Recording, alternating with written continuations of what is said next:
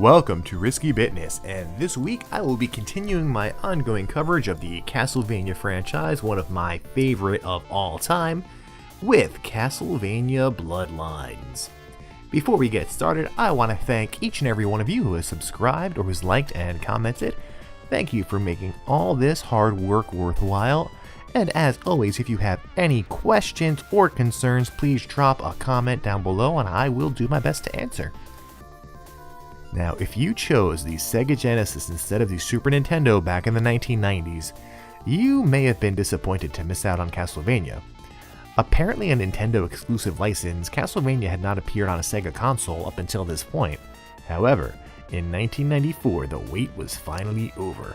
Castlevania finally came to the Genesis as Castlevania Bloodlines. Bloodlines is a side story that takes place in 1907, 20 years after Bram Stoker's Dracula. Dracula's niece, Elizabeth Bartley, is a 500-year-old vampire who seeks to revive her uncle who was so recently dispatched by Abraham Van Helsing and his companions, John Seward, Arthur Homewood, and Quincy Morris. Yes, Bram Stoker's Dracula is canon to the Castlevania timeline. Now, if you are from Europe, you might be saying right now, "Oi, what's this Bloodlines? I've never heard of this before." And that's probably true. In your part of the world, this was called Castlevania The New Generation because apparently the UK didn't want to sell games to kids with the word blood in the title because, I don't know, kids aren't supposed to know that blood is a thing. Even though one of your cuss words is blood. Maybe it's because one of your cuss words is bloody. I don't know. But anyway, in Bloodlines, you can choose between Quincy's grandson, John, who is a descendant of the Belmonts, who has somehow obtained the vampire killer, and his childhood friend, Eric Lecard, who wields a holy lance. Together, they set out to stop Bartley's plan and stop Dracula from coming back to claim more victims.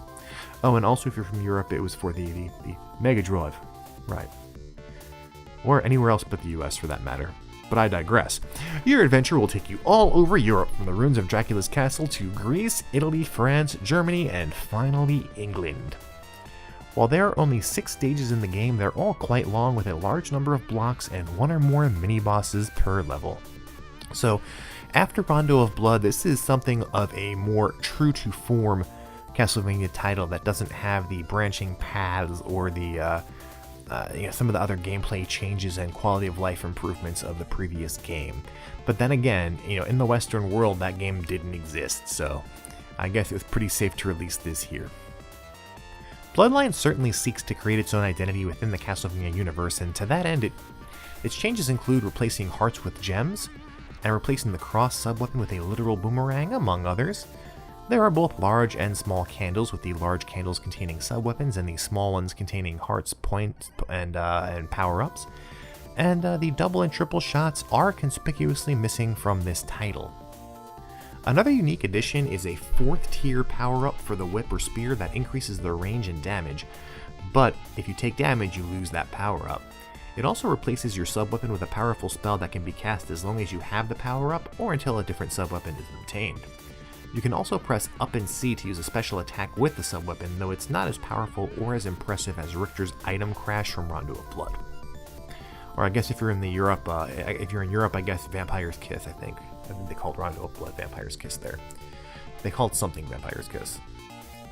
While the Genesis doesn't have quite the graphical and audio capabilities of the SNES, nevertheless, this is an impressive looking game with a lot of great effects like the rising water levels and the rotating effects in the Tower of Pisa.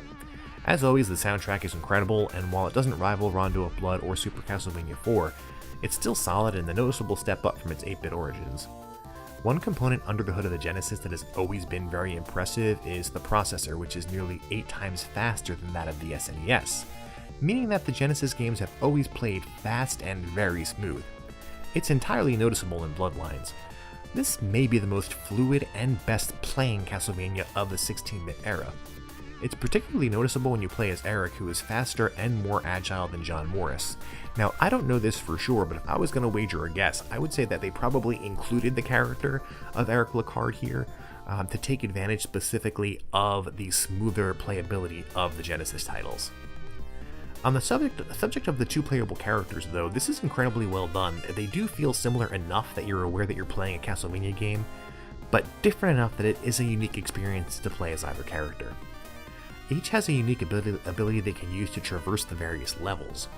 John Morris can use his whip to swing on ceilings, kind of like Simon in Castlevania 4. Meanwhile, Eric has a charged super jump he performs by vaulting on his spear, allowing him to reach higher areas. Because of this, some stages have different paths depending upon which character you're using. It definitely adds to the game's replay value. Ironically, Eric Licard's spear feels like a much stronger weapon than the Vampire Killer with better range and handling. We'll go ahead and say that's not canon. The Vampire Killer is supposed to be the be-all, end-all of Dracula killing weapons, but the spear is like a lot better. Playing as Eric feels much easier to me, and I was able to finish the game with him where I was not able to do so with John Morris at first. Gee, first Maria is stronger than Richter, and now Eric is stronger than John Morris. I'm kinda starting to wonder whether the Belmonts are really strong at all. You can choose your difficulty and number of lives up to 5, but there are passwords that allow you to start the game with up to 9 lives. The password system is similar to the previous Castlevanias where you have the pictographs that are assigned to blocks on a grid. I noticed in this game that breakaway walls were really obvious, so you can see what walls have items in them. They look cracked from the outside.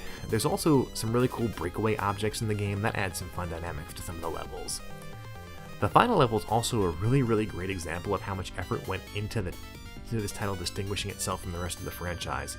It uses completely new and unique ways to disorient the player, which is something I've never seen in any Castlevania before or since. It's really cool to see this game and how it has similar things, but like all the enemy models are different, but they're still recognizable for what they are. You can still tell that a fishman is a fishman. You can still tell that a zombie is a zombie. They're just very different and they're unique. It's really cool. Overall, Bloodlines is a curious but welcome addition to the Castlevania franchise, and I definitely recommend it for anyone who didn't have a Genesis growing up and missed out on the title. I really don't have that much more to say about this game. It was cool, it was different. Sega threw their hat in the ring and got a Castlevania game that Nintendo had pretty exclusively owned up until Rondo of Blood. And yeah, it's cool. It's a cool game. So next week, I'm going to be looking at Guardians Denjin Makai 2, which is the most action-packed and insane beat-em-up I think I've ever played. So be sure to subscribe so you don't miss it, turn on the notifications and all that. In the meantime, please like and subscribe, help the channel grow. Check out the video description, I've got some more video links there and some affiliate links if you want to help me out as well. If you like this video, then absolutely please leave a comment for me. Thank you, and until next time, game over.